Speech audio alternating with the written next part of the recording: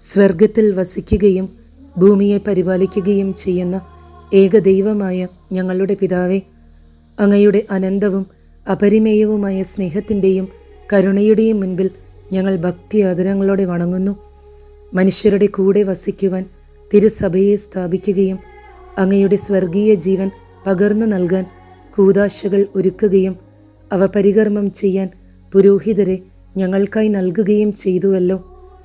അങ്ങ് തെരഞ്ഞെടുത്ത പുരോഹിതർക്ക് വേണ്ടി നിരന്തരം പ്രാർത്ഥിക്കുവാൻ ഞങ്ങൾ കടപ്പെട്ടവരാണെന്നുള്ള ബോധ്യം അങ്ങയുടെ മക്കളിൽ നൽകണമേ.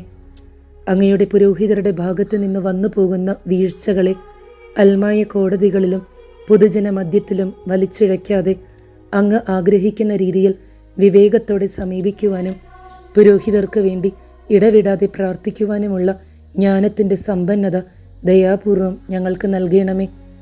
അങ്ങയുടെ പുരോഹിതരും തങ്ങൾ ചെയ്യുന്ന തെറ്റുകളെ അംഗീകരിക്കുവാനും ദൈവഹിതമനുസരിച്ച് അവയെ തിരുത്തുവാനും വേണ്ട തുറവിയുള്ളവരാകട്ടെ.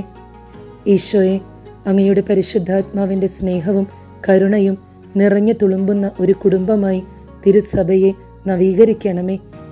അങ്ങനെ ഞങ്ങളെ കാണുന്നവർ അങ്ങയെ കാണുവാനും അങ്ങയുടെ തിരുനാമത്തിന് മഹത്വം നൽകുവാനും അനുവദിക്കണമേ. ലോകരാജ്ഞിയായ പരിശുദ്ധ മറിയമേ, തിരുസഭയ്ക്ക് വേണ്ടി പ്രാർത്ഥിക്കണമേ. ആമേൻ.